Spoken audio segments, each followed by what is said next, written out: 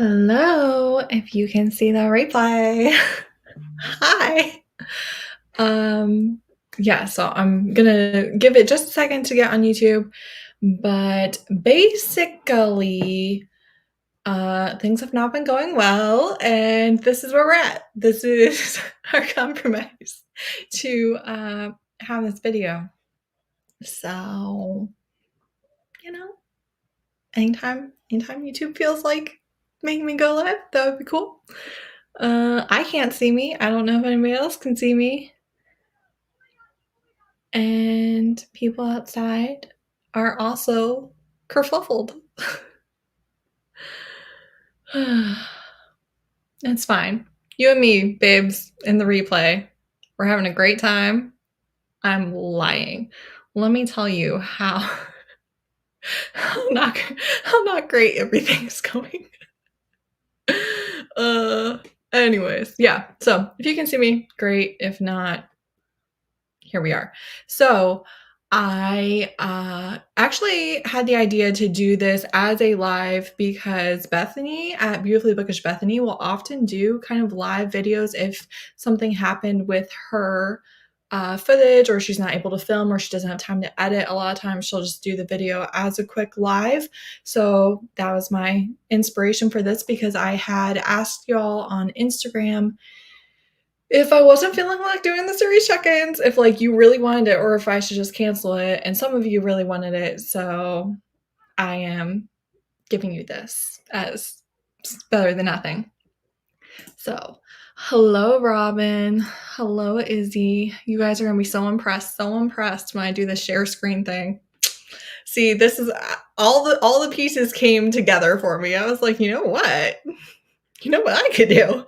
So that's what we're going to do. I'm going to try and get through it all pretty quickly, because I'm doing all of my completed series from basically 2020, maybe before that, on, and all of my DNF series from that on. So this will be, Izzy, I hope you know, I did a test run of this already. I already did it. But I did a series check-in for all of the series that I read an entry in 2023. Again, this does not include any first books in series that I DNF'd, or I just read one and have no interest in continuing. Like, I'm not doing that to myself. So all right, let's show the people. And I'm glad that I did do this before, because I realized, I couldn't see it and actually scroll. So I was like, I should definitely have myself on another screen, which does not yet show me, here. So, all right. These are my completely completed series, as you can tell. The first one is the Colorado Mountain series from Kristen Ashley. I am 99% sure I've read all of these. I know I read the first one twice. This is one of her small town series in the Rocky Mountains, and the romantic suspense, the drama, the angst, you're not prepared for it at all. This is one of the places I would recommend starting with Kristen Ashley. It's good. It's not without it's questionable. It's questionable content, but it is one of the series I would recommend starting with. Next one is The Rook and the Rose by M.A. Carrick. This is obviously my favorite fantasy series of last year, my favorite series of last year, my favorite books of last year. The middle book is my favorite, which obviously is an insane thing to say, because that's just not typical for a trilogy. But this is political fantasy with several very clever main characters, masked vigilante, romance, queer normative world, everything that you could possibly hope for if you're really into political fantasy. The next one is the Magdalene series by Kristen Ashley. I think, yes, okay, I read all three of these and gave none of them 5 stars. Apparently, this is another small town one. This one is like older main characters, but it's a lot of I don't know. It's messy. It is maybe one of her messiest series I've ever read, especially that second book. When I did the reread of it, I was like, oh my God. Oh my word. The teen drama in this book is a lot of it. But yeah, I would still recommend reading it. I don't know that I would start there. I don't know that I would start there. It is on, what is it, Passion Flicks? Which I will not be watching. Next one is the Phoenix Pack series by Suzanne Wright. I loved this series like a long time ago. This was my favorite werewolf series for a long time. We start out with just werewolves, but we end up with some other shifters as well being mated into this one pack that we are following. Honestly, if you haven't read it, it really is a great place to start with paranormal, or a great place to expand with paranormal, especially because that first book, the main character is an alpha female, which, is unusual. Then I have the Madison Kate series by Tate James. Will I read any more books by Tate James? No, because she had some messy stuff with reviewers, basically. However, is this good? No.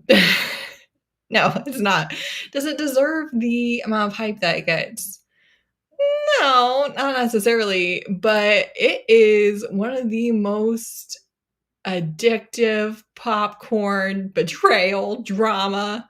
Oh, look, they added a 4.5. I won't be reading that, but it's one of those books where, is it the best thing you've ever read? No, but are you going to read all of them back to back to back?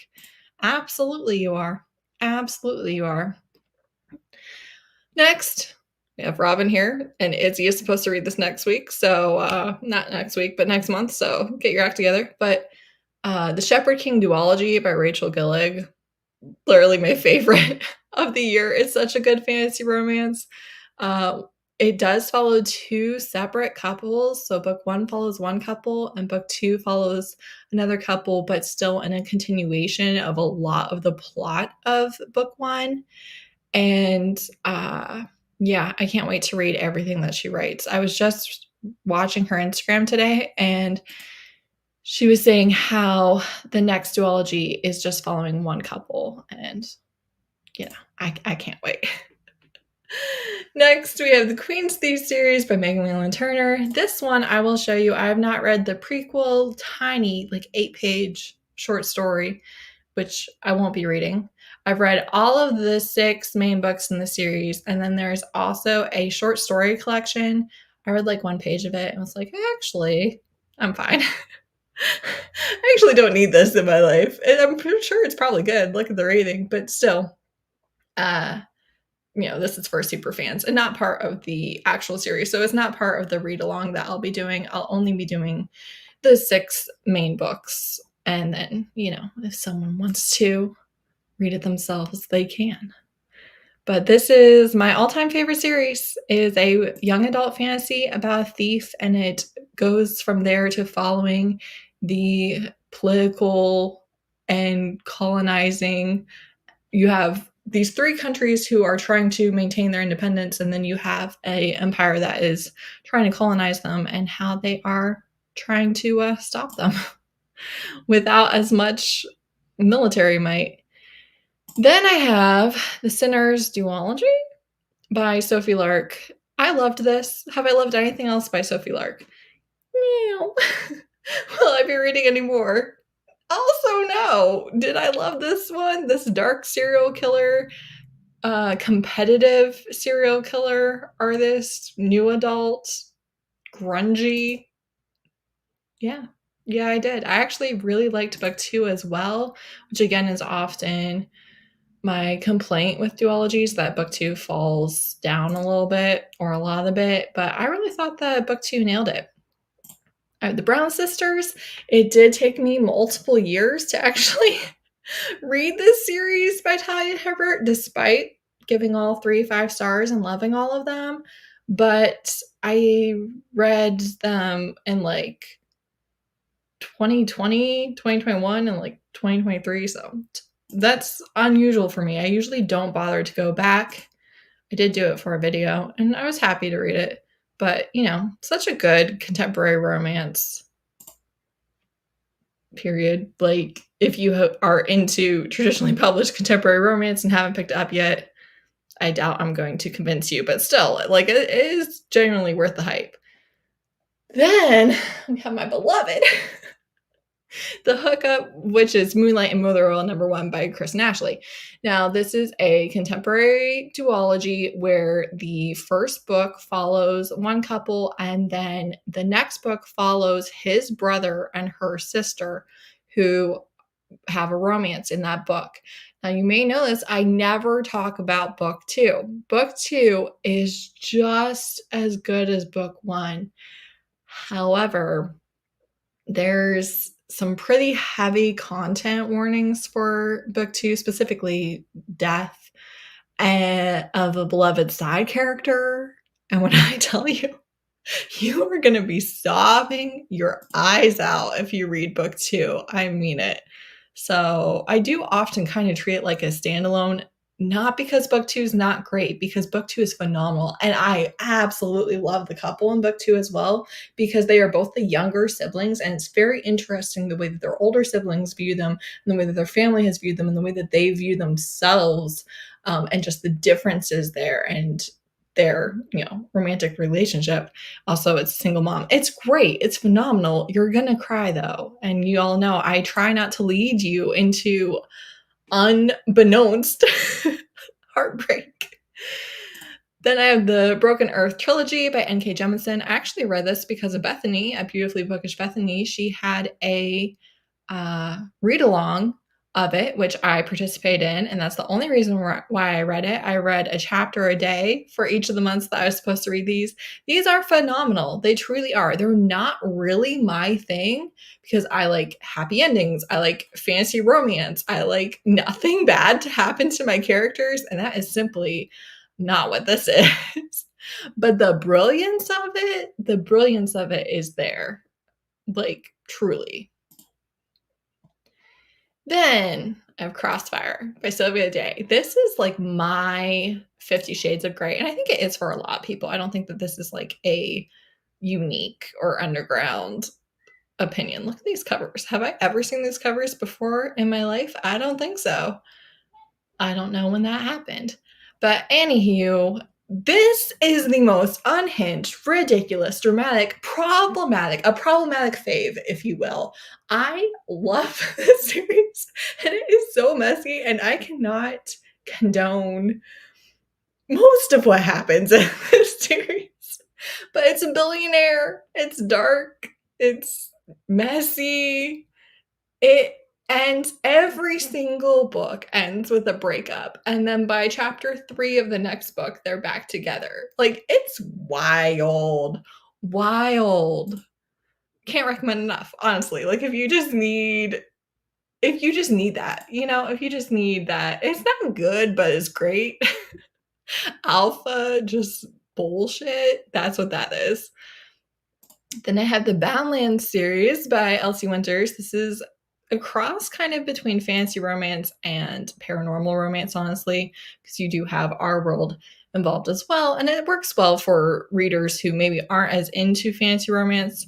Now, technically,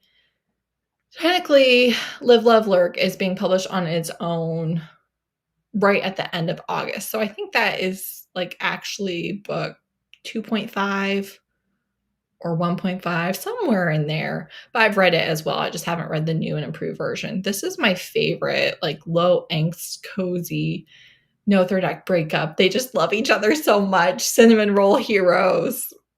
Fantasy romance. I love them. I'll never stop loving them.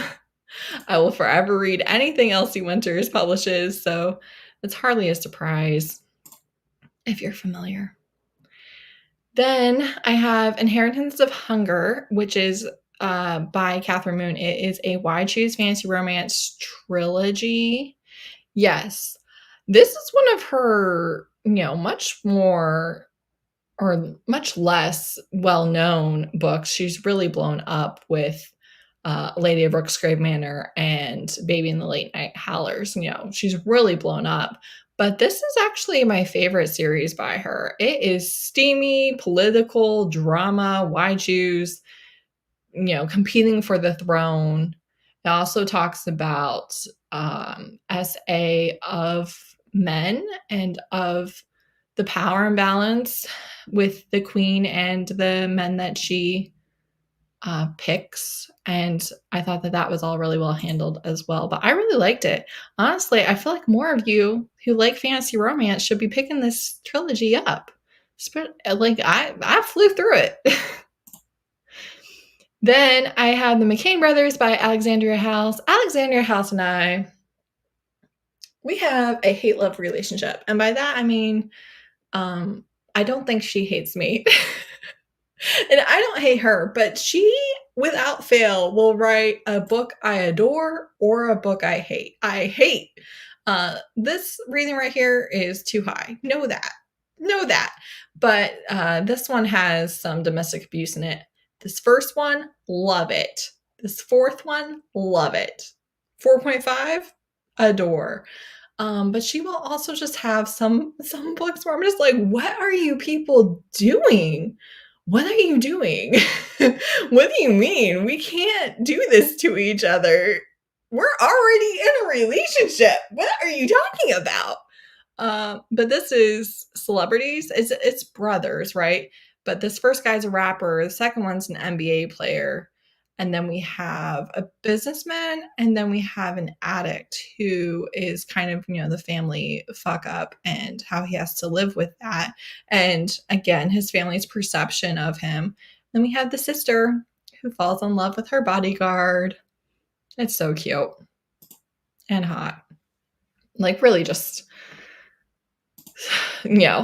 a really good one. One of the first Black romance series that I read, and just one of the greats of my, books that I've read. Then I have Fallen Crest High series. Listen, by Tejan. Another problematic fave. It's difficult for me to recommend this series to you because I feel like in a lot of ways, if our reading taste overlaps, you won't like this series. And yet, I've reread it. I love this series. I don't understand the crack that is in it. There's no steam. It starts off in high school, obviously. There's kind of like fade to black type scene. So you do have teenagers having sex and doing and drinking, not so much drugs and stuff, but a lot is happening. The soap opera level of drama in these first few books with her toxic mother is a lot. They are some of my favorite characters of all time. It's a stepbrother romance where they, didn't know each other before their parents were supposed to get married. But she has two stepbrothers. One is her boyfriend and one is like her best friend. And honestly, it follows them like into adulthood. Obviously, they added in like all of these novellas after the fact. That type of thing does not take a book off of my completed. Like if I don't plan on reading it, I don't care. I read all the books. I read all the main books. You're not going to talk to me. You should all read it. It's unbelievably good. Do I think you'll like it? No, not really. I don't really think so. I don't know if I would get to the part that I just am obsessed with if I started it out of nowhere in the year 2024.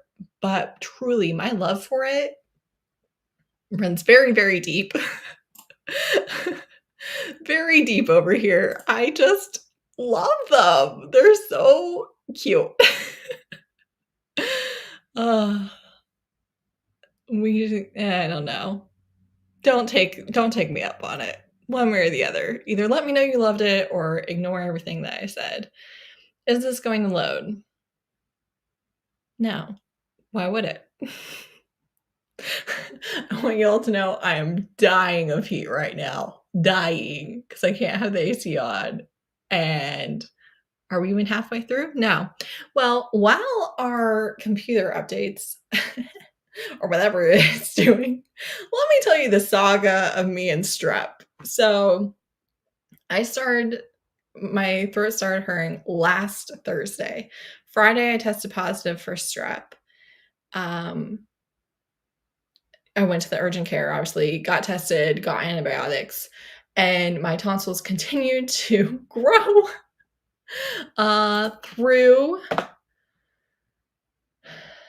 Monday. So Monday, I went back to urgent care, got another antibiotic because I'm allergic to amoxicillin, which is the antibiotic that they use to treat strep, which I found out the first time I ever got strep. So the first time I had strep and an allergic reaction. So that was great. So I went back on Monday, got stronger antibiotics, got a steroid. I've been taking it ever since. And then today, my throat is getting so much worse. I'm getting worse. Like I just was down to like a little bit of redness, a little bit of swelling, no white spots. I fear we're not doing great. I'm real worried. I have been stressing out about it all day. All day. So there's your little update, I guess, if you're here for this section. That's another reason why you're getting a live show. Also, I did want to tell you all the videos I told you that you would get, you are getting. I canceled other videos. They're just going to be, a couple weeks further out. So the romance video and the 24 and 24 vlog, all of that will still happen. All right, so On the Edge by Ilona Andrews, as you all know, I've read like all of Ilona Andrews' series. The only one I haven't read is the Alpha book, and it's not going to be a completed series. The Edge is 4 books. We did a whole read along for this. This is their dark horror-esque bordering paranormal that's between our world and fairy, basically. And it's kind of like bayou,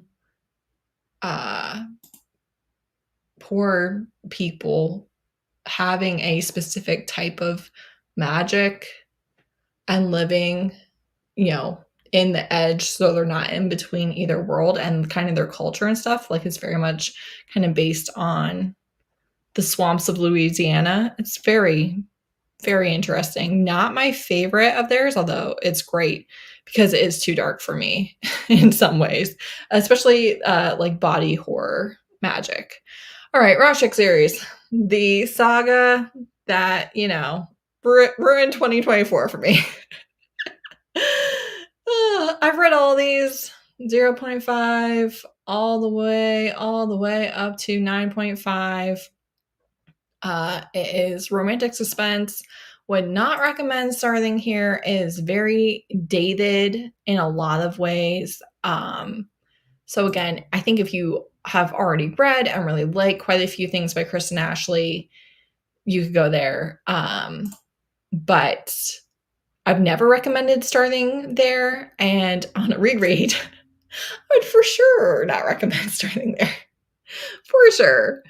So now we have Aunties, which is by Jessie Q. Sutanto. I would literally just told Ray, who I see in the comments, I literally just told her in her comments today, if you're going to read Dial A for Aunties, for the love of God, read it as a standalone. This first book I really did like. I do not appreciate my computer not loading these things for me. It's fine. Anyways, I really liked the first book. The second 2 books, trash. Terrible. Very bad. Very just genuinely bad.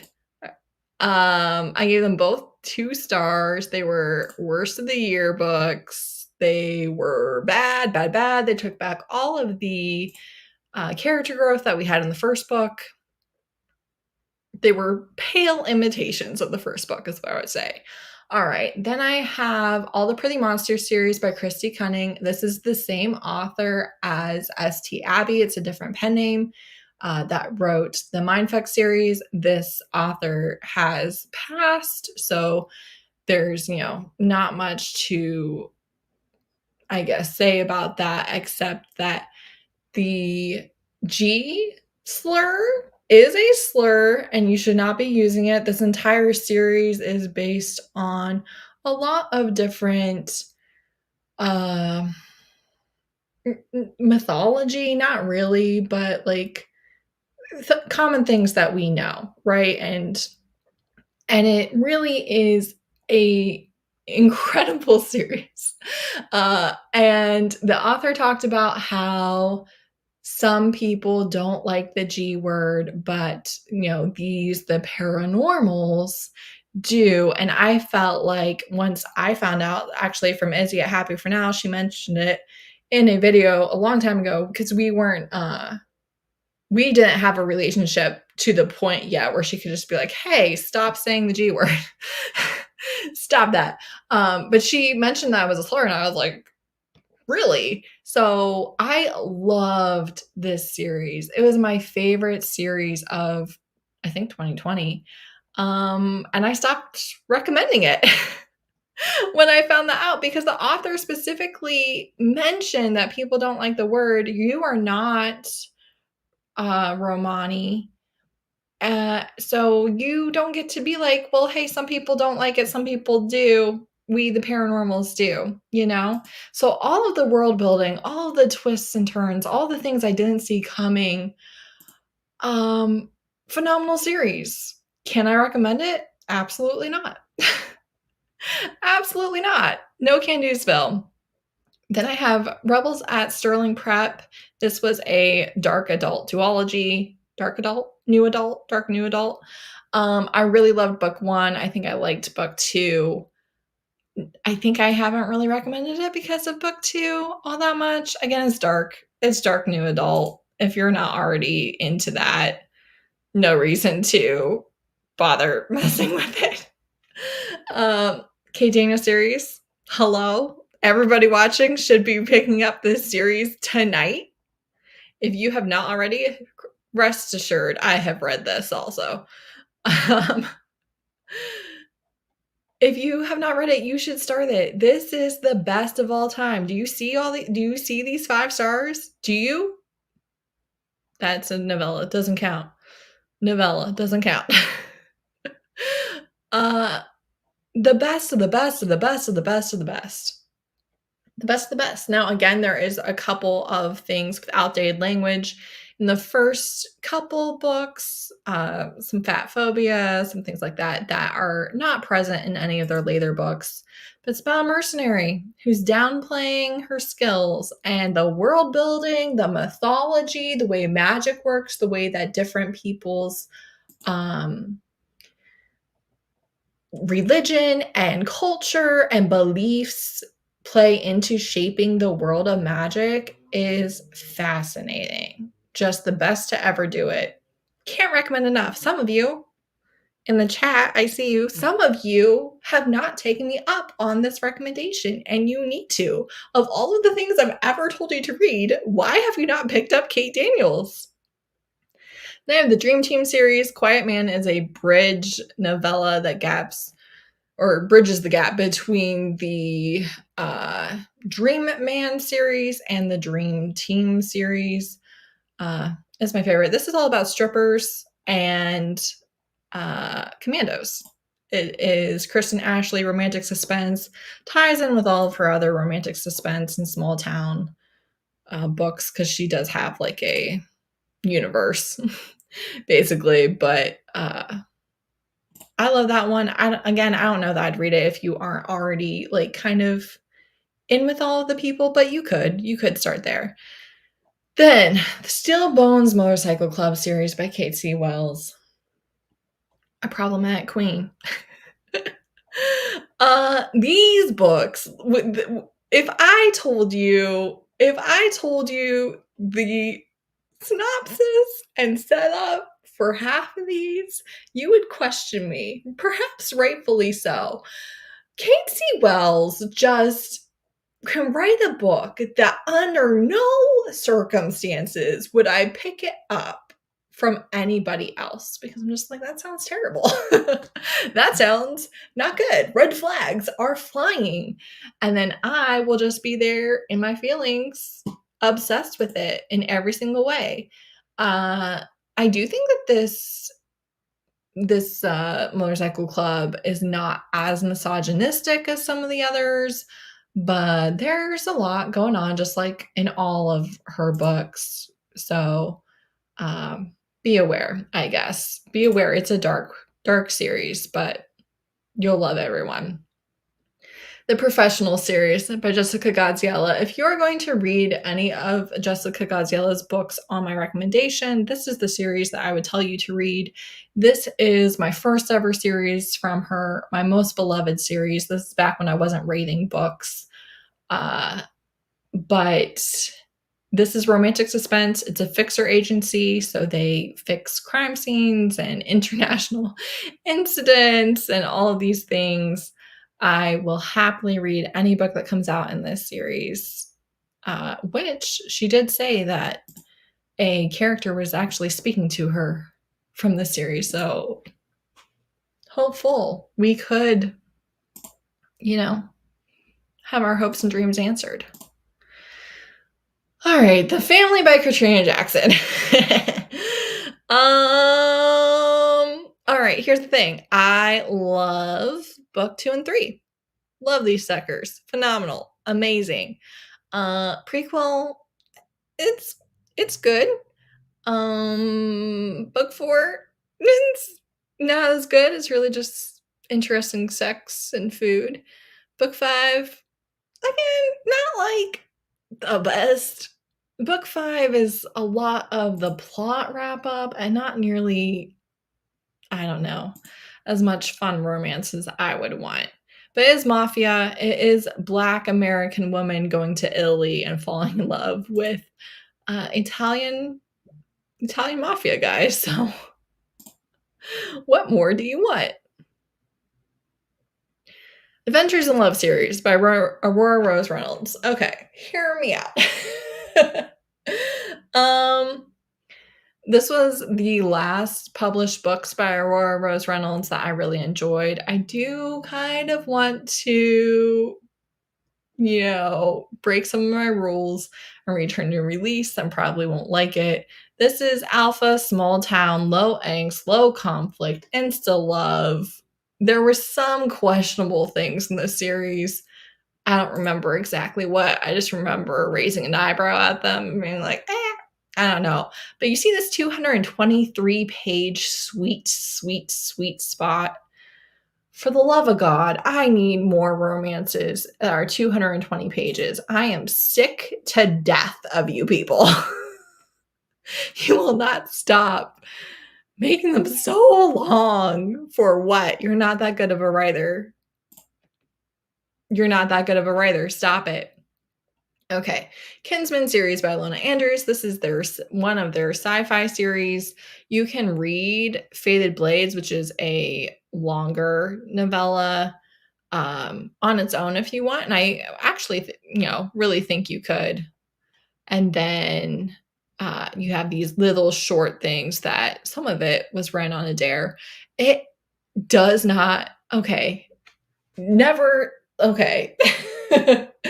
This one's in KU, this one right here. So there is that if you want to be able to try Ilona Andrews that way. However, while you can recognize the flavor of Ilona Andrews in that series, it is not the regular stuff.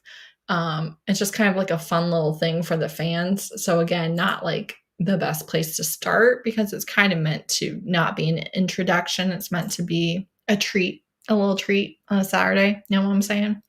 So there's that. Alexandria House, Love After series. I think that these ratings might be a bit high too. This series, I remember as being very messy. This is one of the first ones that she wrote. This is one I read a long time ago.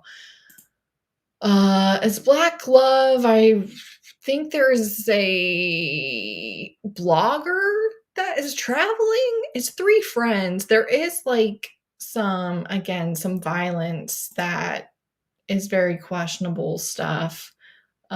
Specifically, one of the main characters is violent against a significant other, I believe. But because it's a guy, they just laughed it off. Things like that. Sweat and Soap. the manga. I read this because of Shay at Shay Geeks Out and Izzy at Happy for Now. Obviously, they love the series. This one is the one where like she's very sweaty and he is a soap creator. They work at the same company and he's obsessed with her. As someone who has always genetically been very sweaty, and you know, that's not fun to be as a teen girl or anything, I really did understand a lot of her insecurities about that. And it is a very sweet just romance where, yeah, they just fall in love and you follow them from coworkers to married. Spell of Desire manga series I read because of Shay. This is a witch, and her mother is the witch queen, and is a completed series of 5 volumes. So it would be a really good one to try if you want a fantasy romance manga. I really, really did enjoy this one quite a bit. Hold series by Claire Kent. We're flying through it. We're doing this. Do I know how long we've been doing this? 36 minutes. I can do math. Hold series. Obsessed with book 1. As you all know, it's a Prison Planet series. Obsessed. Freaking obsessed. Could not love it more. Book 2, okay. Book 3, phenomenal. Obsessed. Could not love it more. Caveman. Just the best of the best. Book 4, it was okay. This is a sci-fi series. However, they are all humans. The one does have like a slight magical ability, but they're all humanoid humans. There aren't any aliens in the romances. Yeah, it started the obsession. And I will never, ever go back. You should read it. You should read it. It's at that 220 sweet spot. On the page count, you know what I'm saying? Men at Work series by Tiffany Rise. This is a highly underrated holiday series. The cover's trash. I get that. I understand that. You know, it's very old school Harlequin-esque. I would never pick it up because the cover, it just doesn't do anything for me. However, these are phenomenal. They are like such good fantasy romances. Nope, that's not true. That was a lie. Holiday romances. So we have Halloween, we have Thanksgiving, and then we have Hanukkah, I believe. Or maybe it was Hanukkah and Christmas. I can't remember. But the humor, the banter, the sarcasm, delightful. Very low conflict. They really talk things out and everything. Just truly one of my best holiday recommendations that I can give you. And I know I don't talk about it that much, but you should put it on your TBR. Men at Work by Tiffany Rise. It really is that good, okay? Robin felt the same about the Hold series. I'm telling you, they were back and forth a little bit ping pong. Our Teachers Are Dating is a 4-volume completed sapphic manga that I again read because of Izzy. It's very sweet. They teach at the same school. The whole school is rooting for them and their little relationship. It's just really cute and sweet. And I really had a good time with that one. The Dark Side by Christy Cunning. Again, the same author as the All the Pretty Monsters series that uses the G word for its whole world building, and also St. Abbey. And also, what's her other one? Something. This one is an apocalyptic paranormal dark romance. It again does have the G word in it, as someone told me who had read it more recently than I have. But I had the same thing as All the Pretty Monsters, where you start in book 1 and then the scope of the story by book 4 was so different and so interesting, and I didn't really see all of it coming. Some of it, yes, because I got like the origin stories that she was working with, but the twists are very unique. But again, kind of questionable. And again, the author is passed, so you know, there's no one to take that up with. But then Bloodline Vampires. This has, of course, you might not know, been republished as one whole volume that is the Court of the Vampire Queen, this one. But these are my favorite Katie Robert, this series. This is a vampire, she's half vampire. She doesn't have powers. She's given to a vampire to do whatever he wants with her, to be food and a womb specifically. And her father, who's horribly abusive, really wants her to have this vampire's baby so he can use the baby to control this very powerful vampire. And I just love it. It's why I choose, and it's also polyamorous. So yes, she is the main character, and she has 3 guys, but everybody's involved with everybody else. I guess this is not going to let me show you the series, but the Night Brothers series by Drea Anderson. This is Black Love, Low Conflict Shifters. I think the Night Brothers are Panthers, I want to say. This would be a great place, not book 3, but book 1 would be a great place to start with Drea Anderson. It's alphas who are very alpha, right? But they are very kind and compassionate and thoughtful and respective of their significant others, of their family.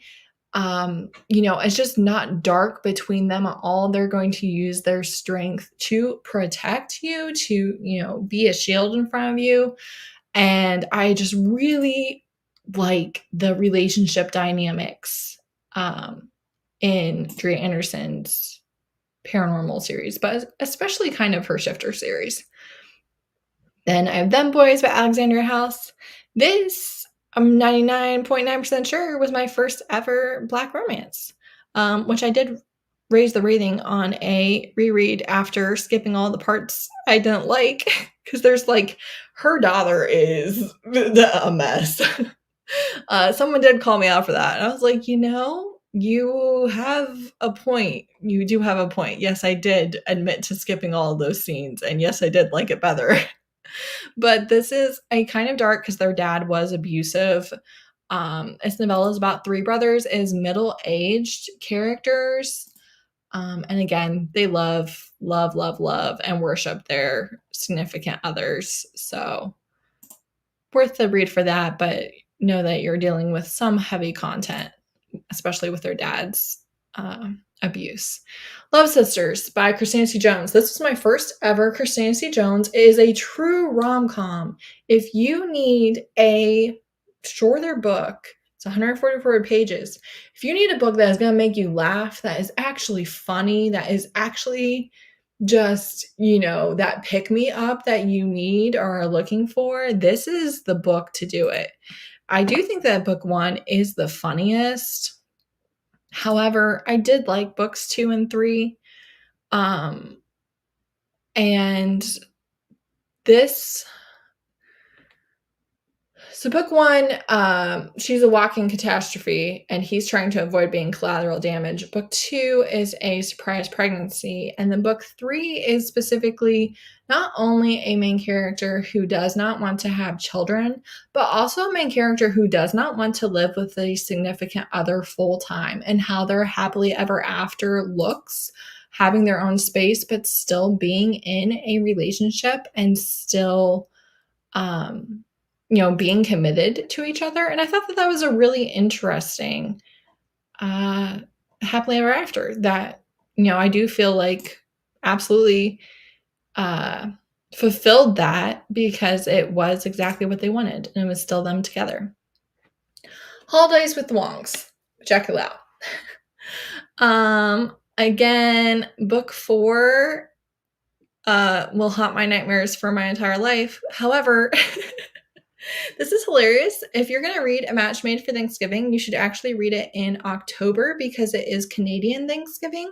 But this follows the Wong family. You have all of the different siblings, and their parents and grandparents are trying to set them up specifically with romance book tropes because I think the grandma maybe read some romance books. So this first book, they invite dates, surprise dates for all of their grown children to Thanksgiving. And they do it all based on different tropes. Like one of them is the ex girlfriend because they were like second chance. But it's funny, it's cute. You will be hungry. This, oh, she always makes me hungry, honestly. There's food in every single one of her books. But this is just a really, really fun holiday series. It has Canadian Thanksgiving, Christmas, Chinese New Year's, and Valentine's Day. So again, like a couple slightly different holidays too than you get in every single holiday series. Vegas Nights. I'm obsessed. Y'all should read it. Y'all should read it. I've reread it. I will read it again. Vegas Nights by Christina C. Jones is a darker, steamier, shorter, dark romance, really. Trilogy, not even really dark romance because, like, they're not that dark to each other necessarily, but it's kinky. It introduces an all black motorcycle club here in book 3. And the first book is Marriage in Trouble with a content warning for a past miscarriage. So be aware of that. All 3 are truly just good stuff that I wish more people would read because you want to talk about a series that is so incredibly easy to fly through with alpha and just, oh, it's good. It's really, really good. It's really good, guys. Kingstown by Sean. There's 3 books apparently, and I read them all. This is steamy novellas. Book 1 and 3 are Black love, and book 2 is a interracial romance. And this is erotic romance. You still have that romance, but that's what it is. And I think book 3, is what it is, has pretty good migraine representation as well. And then, lastly, I believe for this section, for the completely completed section, is New Heights by Christina C. Jones. This second book, Split Decision, is the one I would recommend. This is my favorite by a lot. I absolutely love this novella. I would read it as a standalone. Truly, that it would be my recommendation. Her brother is dead from gun violence. She did have a past abusive partner, and her brother's best friend went to prison after the death of her brother, I believe. Went to prison basically for beating the shit out of the guy that abused her. And so she was significantly younger than her brother and his best friend. However, she's now like 26 and he's like 32, so they knew each other back as teenagers, absolutely nothing then, no interest on his part or anything like that. But he's still struggling with the idea of being with his best friend's sister. And the thing that I loved about this is you had some elders in the community take him aside basically and be like, that doesn't make any sense. You are a decade out from the last time you talked to your friend about his sister. And if you weren't the type of man that he would want his sister to be with, then you would not have been his best friend. And I just appreciated that so much because that is how I feel about that trope, So the fact that that is an on-page conversation, not even between the love interest and main character, but with older people that are like, knock it off. You're a good guy. Your brother or her brother would want you two together, or at least someone like you, just really a very valuable conversation that I really loved. All right. We're on to series DNFs. We're on to series DNFs, people. Okay. Should I have done a better job preparing for this part? Absolutely, I should. That's true. again, let me give 1 second over to the comments before we do this. Look at me, guys. Flipping back and forth between screens like you wouldn't believe. You guys are so impressed. Yes, the First Love Sisters is definitely the funniest. Oh, is Vegas Nights your next series? I think that you will really like it, Ray. I really do. Marissa, you fell asleep. That's okay. You can watch the replay. I do, I just feel like, these videos are better when they're edited and they are not lives and everything. But again, this is the option as opposed to just completely not doing it at all. Is why we're here. So that's why I am like kind of trying to fly through this, because I'm just like, who's gonna watch a 3-hour live of this? Nobody. But I want to get through all of these series, so that's what we're gonna do. Series DNFed. Are you prepared? I am not. This one I really do like need Goodreads to load these series for me. Like, please, I'm begging. All right, looks like I read books 1 and 2. I DNF'd book 1, actually. This was back before I marked them as DNFs like that. Book 1 is an axe murderer, and I felt like I was gonna die. I was creeped out. There's like an eyeball on the original cover, which honestly like really bugged me a lot. This is more small town that's interconnected with the Colorado Mountain series and the Dream Team series and all of that stuff. I never read book 3 because it's like a second chance. I loved book 4. This is no, I was going to say this is a cookbook, but that would be a lie. I never read books 5, book 6. So I've read 2, 2.5, and 2 of them were 5 stars. So I should probably read more of this. Clearly, I don't have plans to, since it's on my DNF series list. But, if I ever get the urge for a Kristen Ashley with just nothing in sight, maybe that's what I'll do. So the House Witch series, this is cozy fantasy. It's really lovely. You are following a male main character, which he had an abusive dad, but he has a like homemaking magic. So he's a chef and he is the cook at the castle. Loved book 1, DNF'd book 2, then picked it back up for a readathon and gave it 4 stars. The thing is, the main character doesn't have a lot of agency. He's the royal cook, the king, the nobles, the rules, there are lots of people who have more of a say for him and his relationship than he does. He is dating outside of his class, basically. He's dating a noblewoman. And those types of conflicts just stress me out. I really don't like when someone else can tell you that you can't have a relationship. I grew up with that. That's how like Bible colleges are and stuff. And it just really stresses me out. The third book is following the country at war, and specifically there's going to be a lot of conflict with his dad. And that's the main reason why I was never interested in picking it up.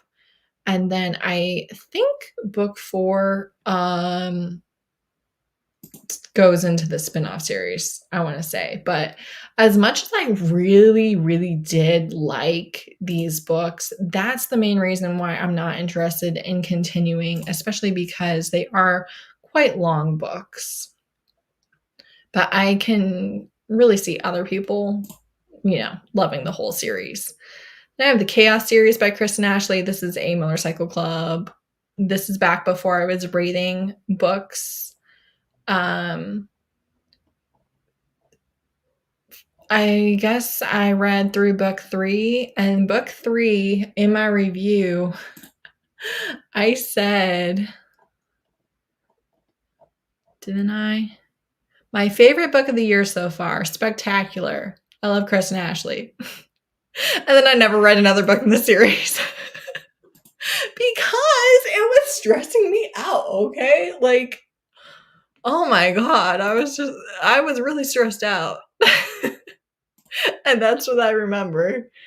I was like, you guys are fighting for your lives. You're breaking people's hearts left, right, and center. Like, I need stability over here. So, you may remember last year, Blood Gray series, I read 4 of these ridiculously long, like 600, 700 page books in a week on vacation, and then I quit. I read like 1 page of this, and I was like, actually, I'm done. Here's the thing. This is a political, very interesting main character in fantasy romance. She has the brains. She is clever. But these books are so slow. They're so slow. Not even in like a poorly written way. That's not what it is. It's just we'll be 100 pages in a day and a half later. And when I think about going back to this, I'm just like, oh. The other thing is the vampires are so fucking goody two shoes, perfect, never done anything wrong in their life, feel so much empathy, blah, blah, blah, blah, blah, blah. I like my characters to have a bit of edge to them. I do not like holier than thou. I get that they're amazing, they're wonderful, they're all that and a bag of chips. But me, my upbringing, growing up on Elsie Dinsmore, I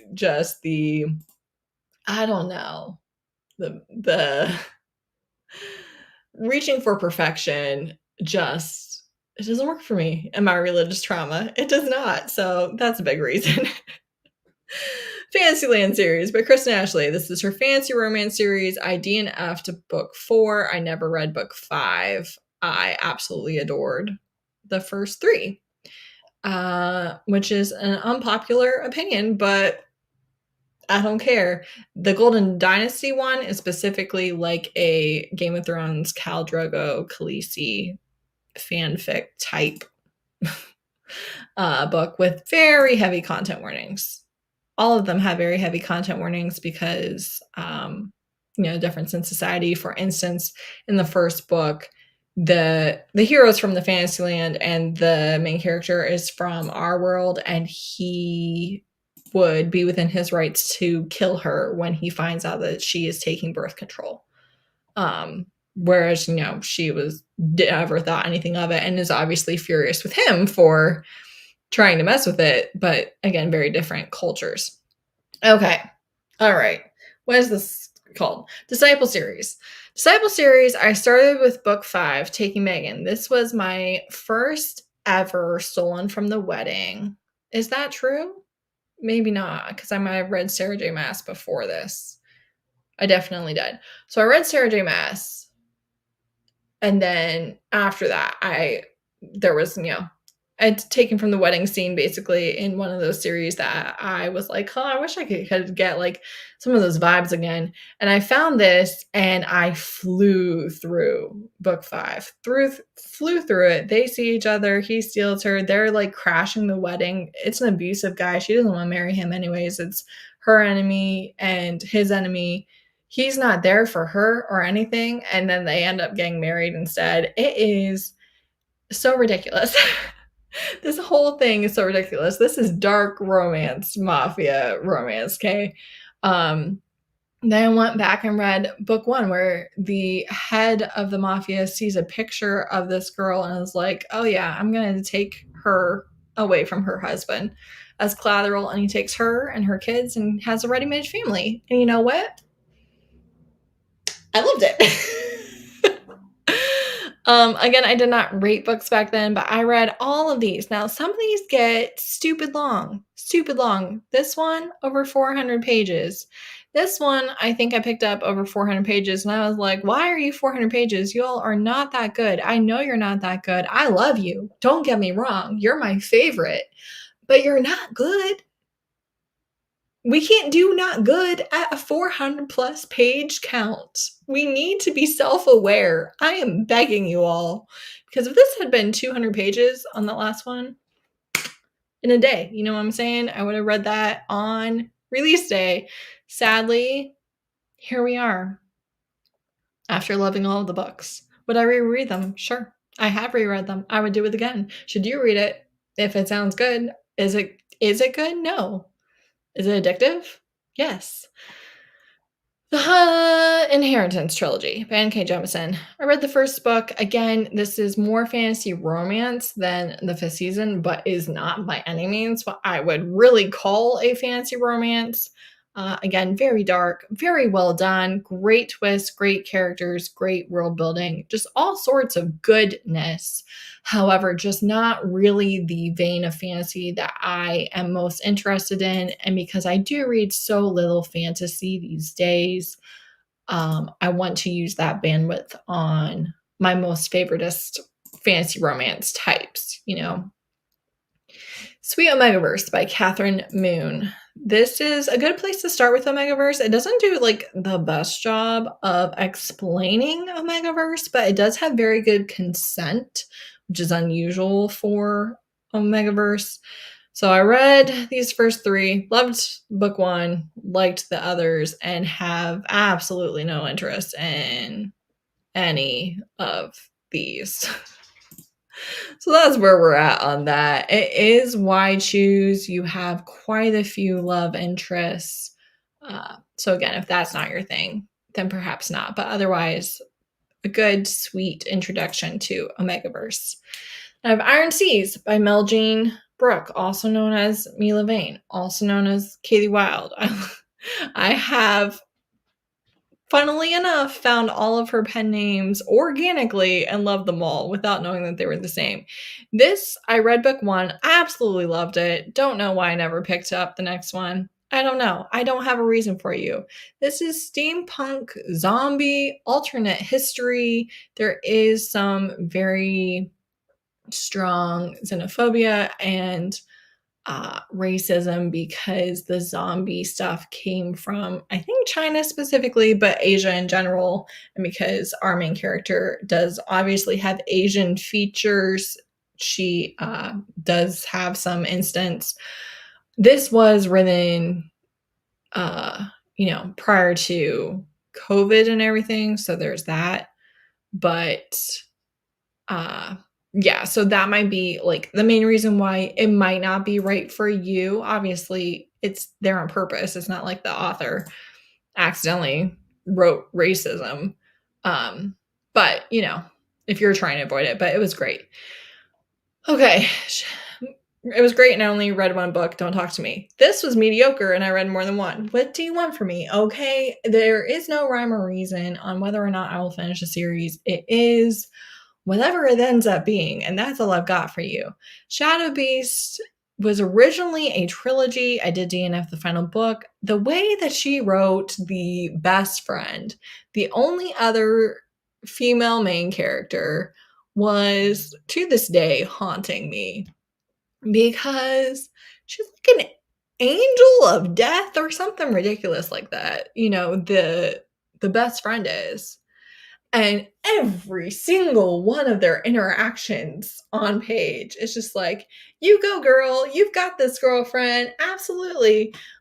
Just the weirdest, most fake dialogue between female main characters I have possibly ever read. It was so weird. Why are you as an angel of death going, girl power?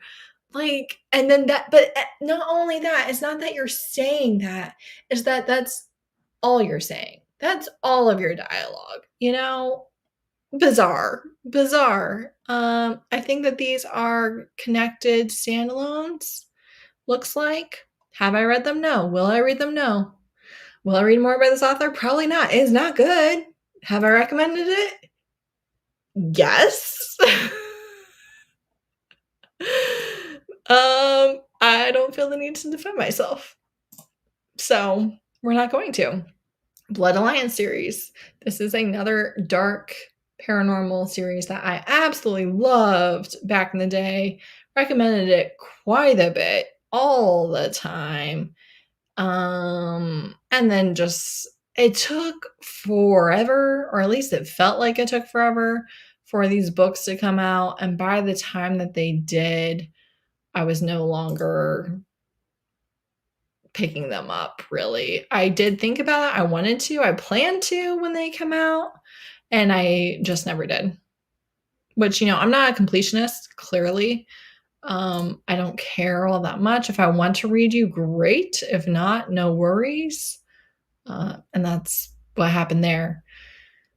The Castles Ever After series by Tessa Dare, Girl Meets Duke, is the series by Tessa Dare that I would absolutely recommend starting with. But I read book 1, book 3. I liked them. They're historical romances. I don't really have a lot to say about them. All right, we're going to take a brief water break for me and my strep. Give me a moment.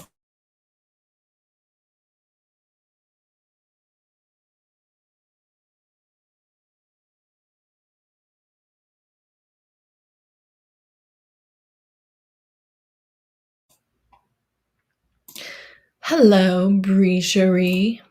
Lovely to have you. I'm going back over to my other screen now. Maybe. Okay. Wallflowers by Lisa Kleypas. Obviously, historical romance. This is not confusing to anybody. How many did I read? Oh, yeah. Okay. I read books 1, 2, 3. 3, again, had like racism against Romani people. It had the G slur, amongst other things, I think. Kept calling there was a lot. There's like a Romani character, and he's described as exotic, and just quite a few things. I was like, oh, what are we doing? But then book 4, I was having a great time. I was chugging along, and then I was like, actually, I don't care. I really don't care. And we stopped. I do need to pick up more Lisa Kleypas, I feel like, but I just don't read historical all that much. So chances are it'll never happen. I read Dark Olympus, number 1, Neon Gods by Katie Roberts. It's a Hades and Persephone retelling. It's got kink in it. It's got BDSM. It's got a throne scene. It's got lots of good stuff like that. I liked it. I didn't love it, even though I gave it a stupid high rating. And I had no interest in continuing the series at all. Which the book that just came out, I believe people are really loving, but you cannot read it as a standalone. That series, you really have to read the whole thing. All right, New Species. One of my favorite sci-fi-esque paranormal series of all time. Basically, New Species were created in a lab, and they can no longer create them or something like that. And they've been imprisoned as lab specimens, basically, the entire time. And in this first book, the main character gets proof. She's working at the lab. She gets proof of everything and goes public with it, and everything, gets blown up because the company was government funded and everything. So the government ends up having to do reparations and gives them like their own little country, basically. And then turns out, they have lots of fated mates in humans, but there's a lot of public outcry. There's a lot of bigotry. There's a lot of, there's terrorist plots, and there's religions against them, and just all sorts of stuff. I read all these suckers, again, back before I was reading, except for my library. None of my libraries, they have books 1 through 14, and for the love of God, will not get me book 15, and I hate it here. I have been trying to read this since 2019. Could I buy it? Sure. Of course I could. Will I? No. And so for that reason, it's on the incomplete, the DNFs. Now, I will say, as I mentioned with the reparations and everything, little alarm bells, little red flag. It's like, that's interesting because that's not how our government works at all. Interesting that they would do so for a paranormal species. But, if you want to live in Fantasyland, let's do it. I don't know where these rings came from. Who even knows? Honestly, there's a lot of things I added after the fact when I was actually using Goodreads and just all sorts of stuff. It's really, really good. Questionable. Sure. I will give you that, but I read 14 books in that series, so that really should say something. All right, The Sainthood. I loved book 1. I liked book 2. Book 3 has a scene where her mother is raped and is talking about by like her stepfather, who's the head of a gang, and they're in like a gang battle and stuff.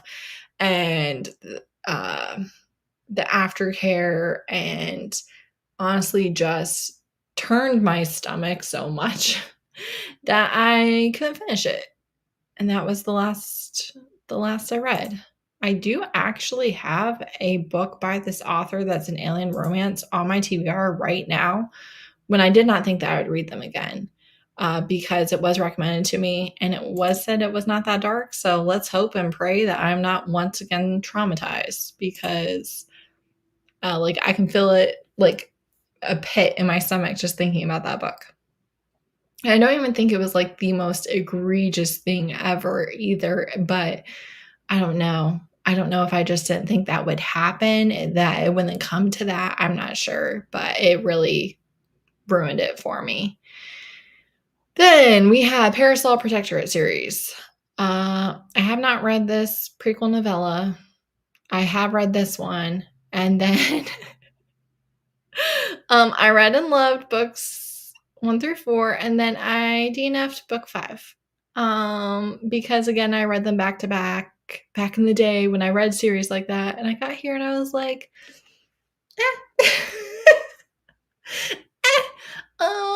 I was ready to move on with my life, and I did, and I never went back. And that is hardly surprising if you are aware of me and how I work. It is steampunk paranormal, very unique paranormal setup with really great banter. So I would recommend. Also, the first couple have manga adaptations, which I would also recommend. I just read the first one back in June. Okay. Royal Elite series by Rena Kent. This was, I think, my first ever Rena Kent. She is really blown up on Book Talk. I have no interest in reading her books anymore. Nothing malicious, no issues that I can remember. It's just I got tired of them. I just don't read dark new adult like that anymore. It's not something that's heavily in my rotation. But I read this first trilogy, follows one couple. It has amnesia and stuff in it. It had stuff that I didn't like. It had some dubious consent, which I did like, but I was on the edge of my seat with this trilogy. I remember that. I was could not believe the things that were happening, the twists that were happening. Then all these are interconnected standalones of the other friends, I do believe. But again, Rena Kent's just no longer on my TBR, simply because that's not a subgenre I read heavily anymore. Wedgeford Trials by Courtney Milan. Adored book 1, DNF'd book 2 during my horrific reading slump of December of last year. And then The Earl Who Isn't, book 3, just came out at the end of July, I believe. And I don't really have plans to read it. Obviously, it's not on my TBR. However, Courtney Milan is very much an author that if I am in the mood for this type of historical, where they're pretty loving to each other, it's pretty low drama between the actual characters, I would absolutely pick it up. Ray Bear by Jordan Fuego. I just did a whole video about this with Ray, but I loved book 1, read it. Ray said I would not love Redemptor and some of the tropes and things that played out with that, and told me just to read Ray Bear as a standalone. So I did. Betty read The Maid and the Crocodile, which, here is in the world of Ray Bear, and but it's not technically part of the series. So the 2 books that I've read by her, phenomenal, amazing. Could not recommend enough. I had really high expectations with Ray Bearer, despite it being young adult and that not really being my thing anymore. And it did exceed them. The world building and the character strength and the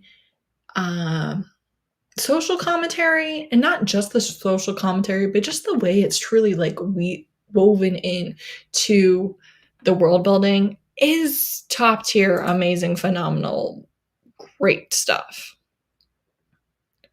Hot and Hammered by Tessa Bailey. I don't read Tessa Bailey anymore. I don't recommend Tessa Bailey anymore, but back before I started BookTube, she was an author that I read quite a bit of. Fix Her Up has scenes in it that to this day enrage me. Enrage me. And then I don't know why. I guess I just didn't have as many things on my TBR back then or whatever, but I read book 2 and loved it. I think that I would have some critiques that I've heard other reviewers say. I think I would have some critiques about it if I had read it more recently. But back when I read it, it was my first ever marriage and trouble romance, and I really loved that. And then the 3rd book, I was not interested in the tropes. And by the time it came out, Tessa Bailey was not an auto-read author for me anymore. Although I was still reading her stuff at that point. I just chose not to read that one. But again, I don't read her anymore. So that will be staying in the graveyard. High Stakes series. I swear to God, I DNF'd one of these sequels. I'm 99.999% sure I picked up Deuces Wild and DNF'd it. I really liked Ante Up. It is darker Christianity Jones and is not my favorite of the subgenres and types of books that she writes. Still great, but it's not my favorite flavor of Christianity Jones, basically. This book, I remember specifically, I almost DNF'd it because I was stressed out, and then it got resolved in 2 pages after that. So I was glad I didn't, but it is Vegas, billionaires, and poker, and all sorts of stuff. There's some pretty significant content warnings with that as well. Ponto Beach Reunion by Kathy Yardley. This was my first Kathy Yardley. I loved book 1. It's contemporary romance about YouTubers, actually. And then Gouda Friends pissed me off so bad. It's Friends to Lovers, which is not my favorite trope at all. But it was very much the conflict that we can't date even though we're perfect for each other in every single way. But we'll ruin our friendship. So we can't date. I'm sorry. You guys were friends in high school and you're now 30 years old. Get a fucking grip. However, moving on with our lives. The part that really well and truly just pushed me over the edge was when their solution to not ruining their friendship by dating each other was to become friends with benefits. So they're sleeping together. They're actually living together because she's out of town and needed a place to stay. But they can't date even though they obviously love each other more than life itself. And I was like, forget that. And then the next book is Second Chance. And again, that is not my favorite trope or setup at all. And so I figured, why bother? Perhaps perhaps don't.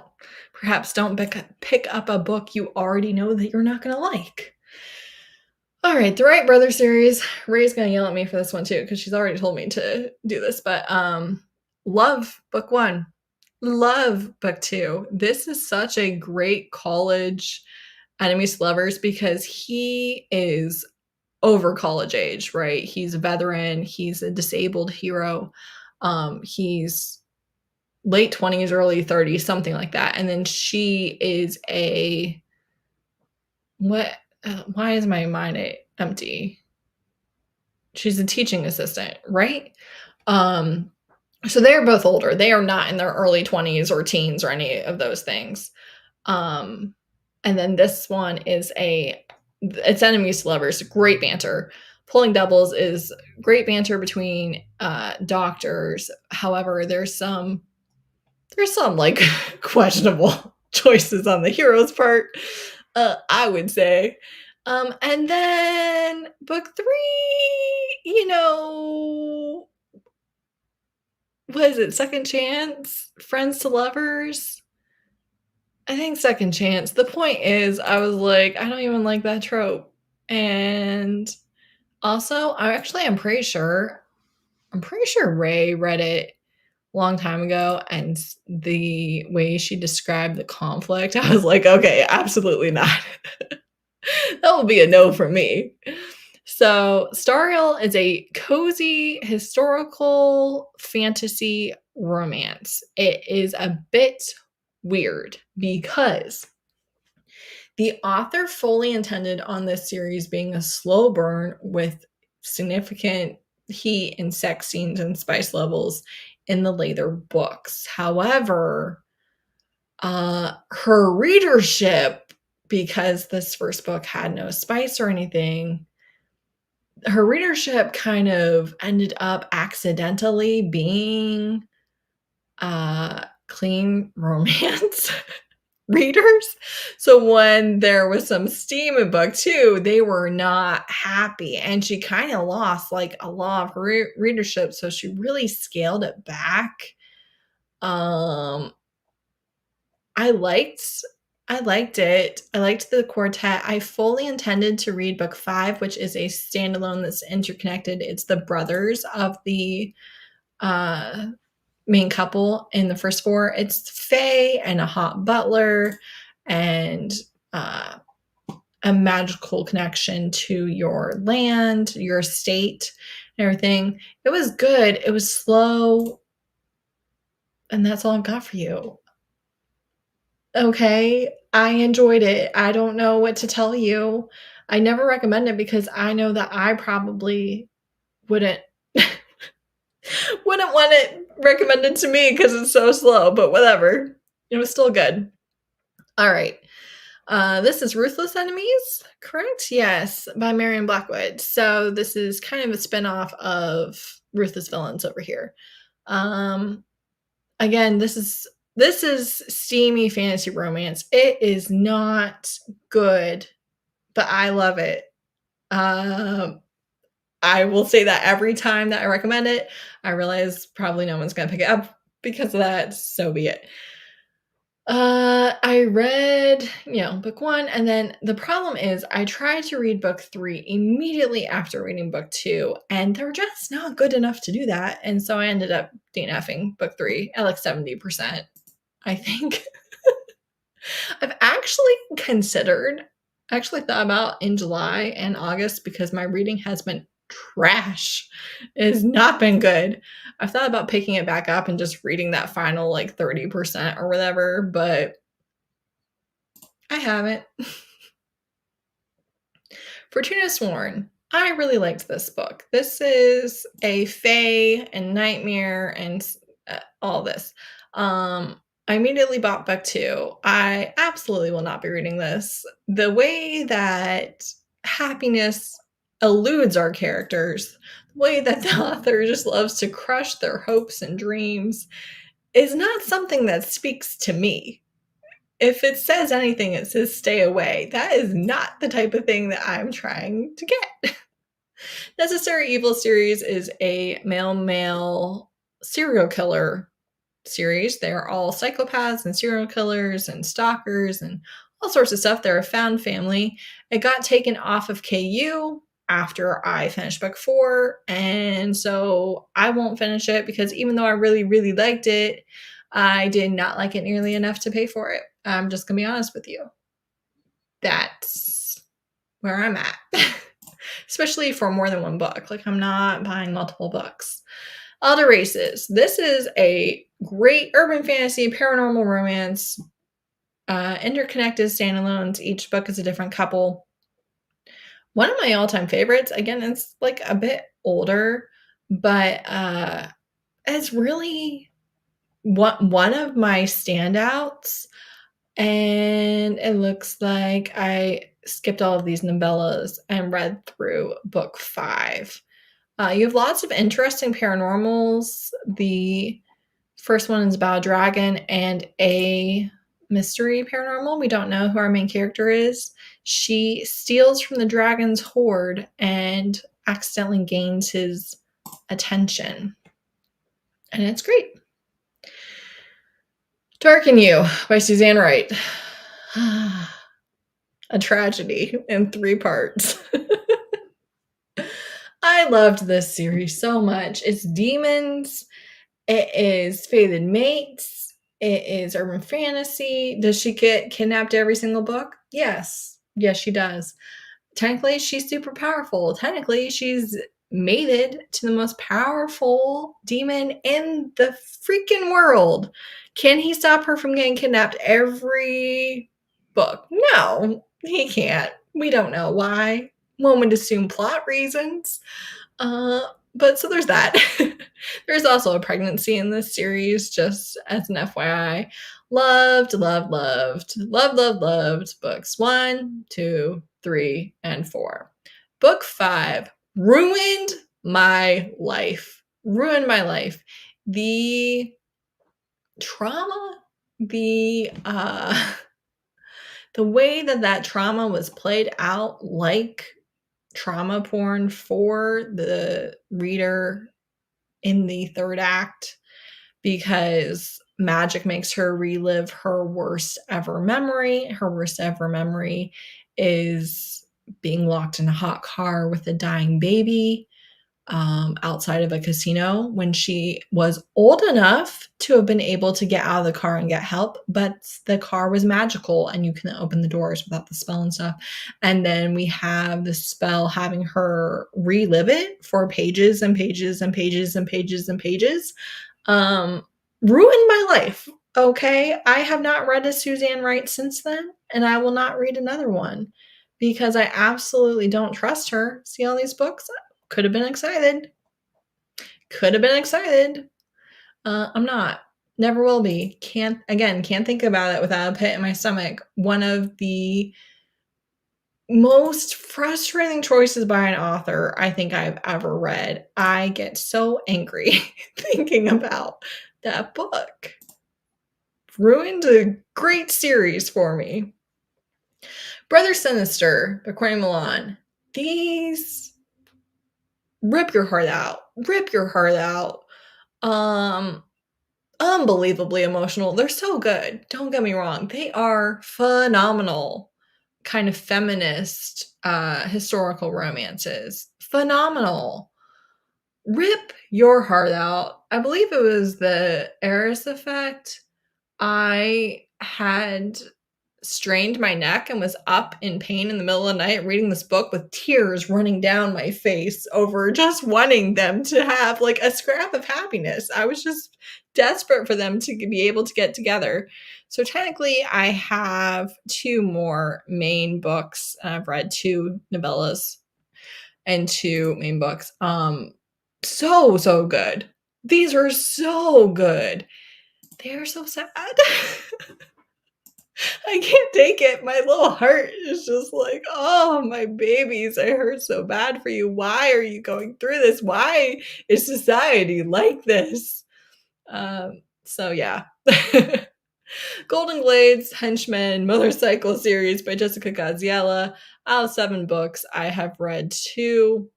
I liked them. It's just I'm not reading these books as frequently as I used to. You know, I used to read a lot of romantic suspense, a lot of Motorcycle Club, and I just don't read as much of it anymore. The Say Yes Duet by Tasha L. Harrison. I've only read the first book, absolutely adored it, have recommended it many a time. It is older woman, younger man, best friend's mother. And it's really good. I've heard okay things about the sequel. I think most people, maybe it doesn't quite live up to that first book. The Rivers Brothers series, this is part of Jessica Gadziella's interconnected Navasink Bank universe. So all these are connected, you know. Read books 1 and 2. Loved them. You know? Moving on with our lives, we're getting to the part where we have to scroll every single time. Desperate Measures. I'm not going to click on. Should I? Fine. I read books 1 and 2 of Wicked Villains. I read book 1 twice. I really liked it because it has my favorite kink, CNC. Book 2, okay. Honestly, no interest in continuing. I'm not really picking up Katie Robert. I really like them as a person, but I do get tired of their writing style, I suppose. The Librarian's Coven series, an infamously controversial series for me that like 3 people know about, which we'll not be getting into. I loved the series. I recommended the series to multiple people. Obviously, I did not give 5 stars, but I did really like it. This is a very interesting setup for a world where you have witches and they have covens, and all of the covens are polyamorous family groups, and it can be any sort of combination. I think it's always a group of 4, though, I want to say. And so she is a librarian at a college, and she has her coven members are all professors, I believe. And I really, really liked it. And then I just didn't read book 4. So, you know, if I recommend this to you, you can read it, but you should definitely credit the people that give you recommendations and not pretend like they fell out of the sky. But that's true for everyone and everybody. If I don't like you, I should still give you credit where credit is due. You know what I'm saying? Probably not, but it's fine.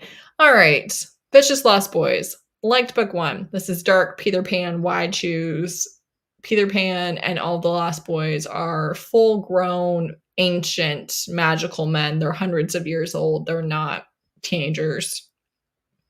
This is another one that it's not good, but I like it type of thing. Liked book 1, loved book 2, liked book 3.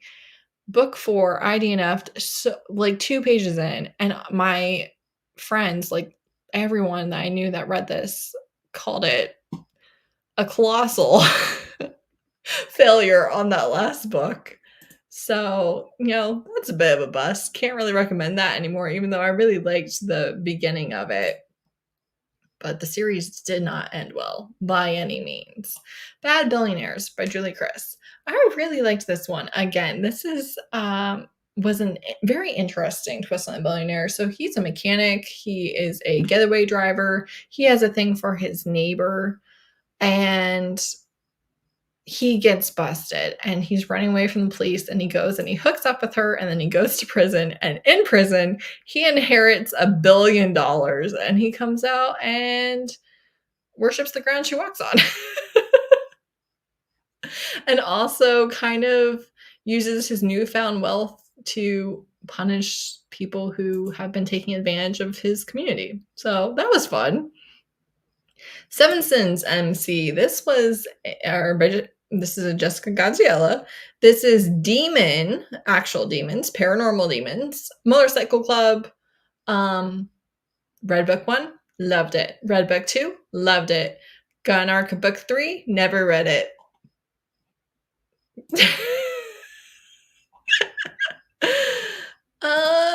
So there are no patterns to be seen here. I don't know what you're talking about. Unfinished Hero by Kristen Ashley. I have no idea which ones of these I read. Read and loved book 1. Did not read book 2. Read and loved book 3. Read and loved book 4. This book made me cry so hard. Did not read book 5. I don't know why. This is kind of a darker anti-hero romance from Kristen Ashley. They are not good guys. Criminal Intentions by Cole McCade. All right, so this one, I'm a little hesitant to tell you my true feelings on. Here's the thing. Okay, Cole McCade is a trans author of color whose family has been in the police force quite a bit. They know what they are writing about. They know what they are talking about, right?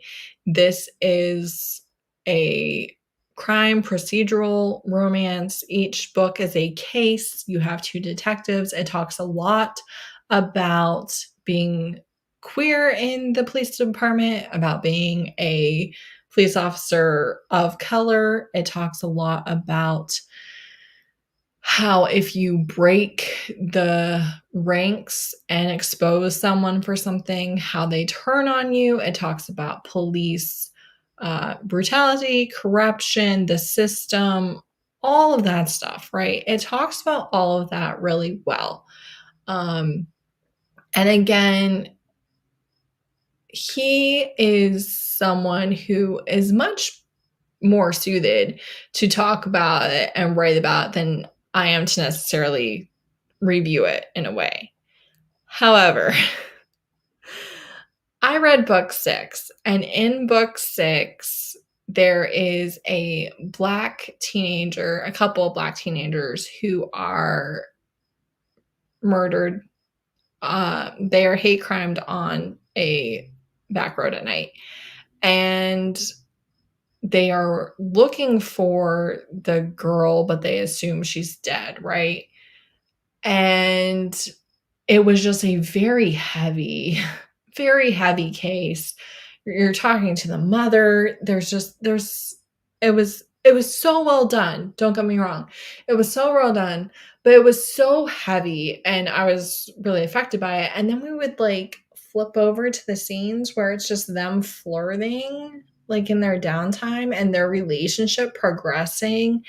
And I was so stressed. I was like, I do not care about you kissing right now. I want to see like justice. I want to like do something. And I know that like the next book, I know it gets like pretty intense down here because it's done in like seasons and episodes. And the first season ends really dramatically. Like there's a lot. And I know that book 7, the one that I have not read, is like one of the easiest books. It's kind of a breather. But book 6 just weighed so heavily on me that I have never felt like picking up the next book. Because yeah, I just like I don't feel good about it. I feel so stressed and like I don't know. So there's that. Fire in His Fingertips is a explicit manga. Loved volume 1. Loved volume 2. Did not like volume 3. Did not like volume 4. It's friends to lovers, hot firemen. It's mostly explicit sex scenes. But yeah, that fell off for me in a big way. I did not really like that one. A Touch of Taboo series by Katie Robert. You see where we're going with this, right? I really liked book 1. I actually reread it. I DNF'd book 2. I also DNF'd book 3, even though it doesn't say that. And I also DNF'd book 4. I'm 99% sure, even though it doesn't say that. So it's a kinky erotic romance with specifically taboo relationships. So the first one is she is hooking up with her ex-fiance's dad because he cheated on her and she wants revenge. Tribes by Milana Jax. This is alien romance. I've read a lot. I've read all these. I've read some of these. I've read all these. Some of those maybe. I read a lot of Milana Jax back when I read more alien romance. This one has some weird stuff that would be understandable for the difference between aliens who are kind of like shifters and humans who don't know anything about their culture. But I read them. I liked them. I stopped.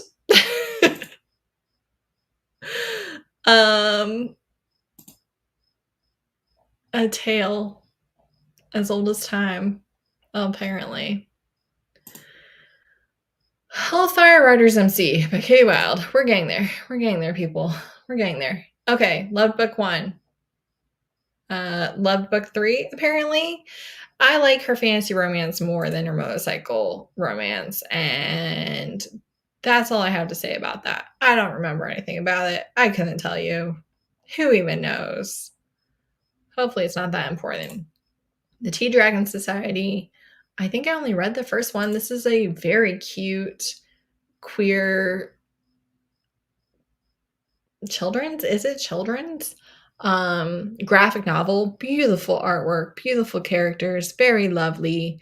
Just, I don't read like a lot of graphic novels, and if I do, I still kind of want it to be in the romance genre, you know?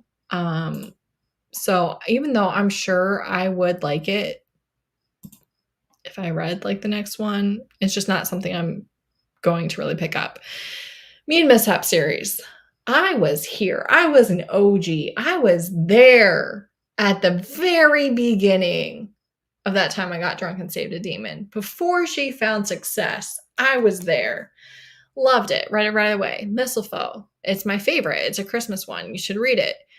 Fantasy romance. It's funny. It doesn't take itself too seriously. It knows what it's doing. Fantastic. Book 2. Liked it.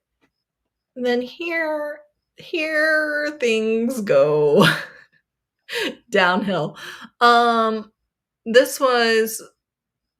She has 2 shorts and I gave them both like 2 stars. Did not like them at all. One is in the series, one is not. This one weirded me out, I'm pretty sure. And then the book 3, I was just like, this is stupid. This is stupid. The conflict, our main character was too dumb to live, and the love interest should have let her die. And that is the hill that I'm willing to die on when it comes to that. And unless my friends who know my reading taste the best read her new alien book and tell me that I specifically, Heather, will love it, I'm not reading any more Kimberly Lemming, which makes me really sad because I was there for the hype train. I was there before it started and I really loved it and thought it was so unique and fun. And I like her online presence and stuff, but the last several books I read by her, I didn't like. And I don't do multiple chances. Okay, The Stranger. This is okay. I don't know. First of all, okay. Listen to me, people. This is a male romance. It is short. It's a serial, so each one is, connected. It's really like one book, but I really liked it, but also, like, I wasn't reading queer romance like that back then. It was one of my kind of first, I guess, real attempts. It wasn't my first or anything, but I was reading it on purpose to try and read more queer romance. And they were really short, and sometimes novellas work for me when I am trying to expand my reading taste at all, I will often turn to novellas. I would not recommend this. I have no idea how good it is, if it's problematic, if it's not I don't remember what happened here. Like, I don't know. So that's why I never really bring it up. But despite the high ratings that I gave it, because I absolutely could not tell you if it's worth your time or not. I don't think that I was at a place on my journey to be able to confidently look back and be like, yeah, no, whatever you thought about at the time is probably completely accurate. Not like Brothers, but Jessica Gadziella. Read book 1. Love book 2. Love book 3. Book 4. He spends years in prison for, he had rage issues and he was an enforcer, but he beat the main character's abusive husband and went to prison for it. And it is a book that covers that whole time. It's not like it just starts when he's out of prison. So you're following them for years, and she has a lot of guilt about him going to prison about it. And, that's just, I'm not interested in watching you guys get to the point where you can have a relationship. I'm interested in watching you have a relationship. So I'm never really into books where it's about them wanting to be in a relationship, but we're not there yet. Queen Takes Knights. This is another one that I was on board, a long time ago. Read it a long time ago before it got really popular. And as a matter of fact, I think I read it when just 1 or 2 were out. This is bloody. Why choose so many love interests? Like, a lot. a lot. You will lose track of limbs in this one. It's political. The vampire queen, basically all of the female vampires are vampire queens, and then they have knights, and they have, all the people who work for them and feed them, and she has all these magical powers and yada yada yada yada yada. Yeah, I read 5, DNF 6.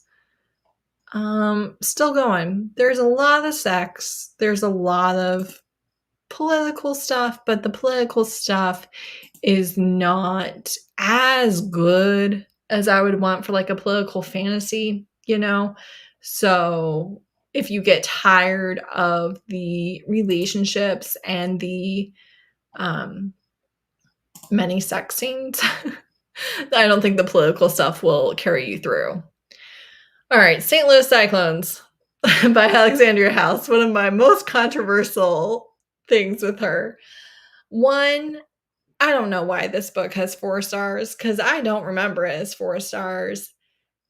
They are actively cheating on each other in their relationship in this book. And I didn't like it. I didn't like it. They're married. He's cheating on her. He's an NBA player. She ends up cheating on him. Just all sorts of stuff. But they still end up together. And I really just no, it didn't work for me at all. Book 2, Tentacle, one of my favorite Alexandria House books of all time. She is a single mom. She has a baby right at the beginning of the book. He, again, is an NBA player and takes care of her and her baby and just loves them and refuses to let anyone disrespect her and spoils her and is so attentive and caring and sweet in her postpartum period, the months after that. Just lovely, okay? Book 1, problematic. Book 1 is stressful. Book 1 is like, why are you together? I don't like this. Book 2, the sweetest thing you've ever read in your life. Book 3, he is a character who's abused someone else in another series, and that's not really addressed. And I specifically remember Tama Shades and Pages read book 3 and gave it an okay review, but was like, hey, this was not ultimately I would have wanted more from the story when you have this character specifically, and we already know about him, and we've, already been introduced to both of these characters in other series. There's some stuff that I would have liked addressed, and I completely believed her and agreed with her. Was that our last one? Are we done? And also the ebook was like $7, $8. And I was like, no, no, I will not be doing that. Especially not for like this character that I am in no way sure that you are going to make me want to read about him as the love interest. And then reviews from reviewers that I trust and follow and have similar reading taste to a lot are saying, hey, it's not really that great. So ultimately, that's where I ended on that. Again, this did not include any series where I only read one book or I only DNF'd one book, because that's ridiculous. So at the beginning of this year, right, I did a check-in on all the series for 2023. So in the beginning of 2025, we will go over all of the series that I made progress in 2024, and that will be it for all of our series content. You know, we'll just be doing it year by year rather than picked out by category like this one. So again, I did this live as an alternative to just not posting it and not doing anything. So there's that. Let's go through the comments and we're going to end. Cannot stand Tessa Bailey. I know. I'm there with you. I really disliked the way she handled quite a few things. Hi, Heather. Didn't mean to lurk until now, but truly have been enjoying listening to this video because of your rationale of DNFing the series and all the details you talk about the recommendations. Thank you so much. That is so kind of you. I'm probably not going to finish the series, right? I'm just going to be completely honest with you. There is basically no chance that I pick up anything that I said. Hey. Yes, I have heard this, and I think this is about the Tessa Bailey series, right? The fixer up one, a lover or loser.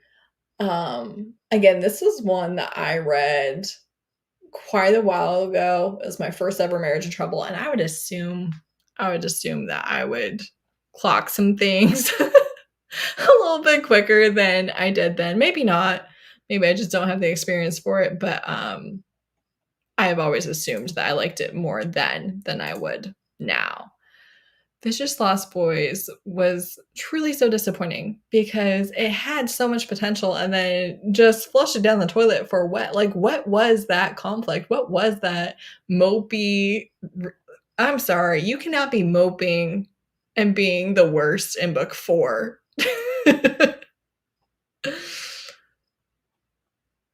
Oh, the stranger one? Well, I still didn't read the last one, so I did technically DNF it. And I think you're talking about Technical being your favorite Alexandria House book. I assume. It is truly so lovely, and it's just wedged in a series with 2 other books that are completely different flavors and dynamics. Like I don't understand. I understand that they're all on the same basketball team, but the books have such different tones that I find it very odd that they are in the same series. Because I think if you like books 1 and you like book 3, you won't like book 2, and if you like book 2, you won't like books 1 and 3. You know, like they're for different readers. Book 2 is for readers who don't want a lot of conflict or a lot of angst in their romance. And books 1 and 3 are not that.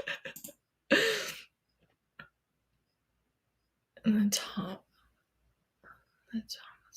Oh. Yes. Okay. If she says yes. Tomas. I can see that. I don't know. It is if she says yes. Yeah. And then book 2 is she said yes. That is a very interesting.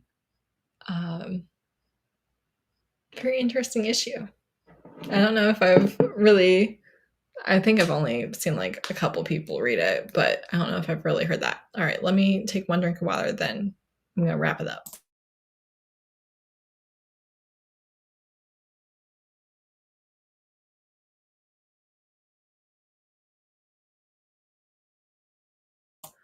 All right. Again, thank you to all of you for watching and letting me do this not completely by myself. I appreciate that. It was this or not post video. Again, I have strep, which I swear to God is getting worse today. Ugh. Anyways, so videos were not going to happen. They were just going to be completely not posted. And I did kind of want to run you through all of these series that I have, talked about, because sometimes people do ask me about, series I was reading or authors that I was reading, and recommend it to me or whatever. And I'm like, oh, well, I mean, I just don't talk about it because I DNFed it or whatever. So I just wanted to kind of give you guys a rundown of all the series. I did not link it. However, the first part of this was a regular video that I posted that was all of the series that I am in progress on. That is whether they have more books yet to be published and I'm caught up, or I'm actively reading them and working on books that are already out. So there is another video of this, but that's it. So I'm going to end the stream. I'm not going to leave the studio. We're going to do this right. I would like some claps, please. I would like people to appreciate the level of no technical difficulties that I operated this screen sharing with. I just really feel like I should get a lot of credit for that. So that's it. Thank you so much for watching. It would have been awkward to talk for 2 hours to no one. So genuinely appreciate it. Thanks. You should, hopefully, if my throat doesn't kill me between now and then, have a video on Tuesday. Thanks so much for watching. Bye!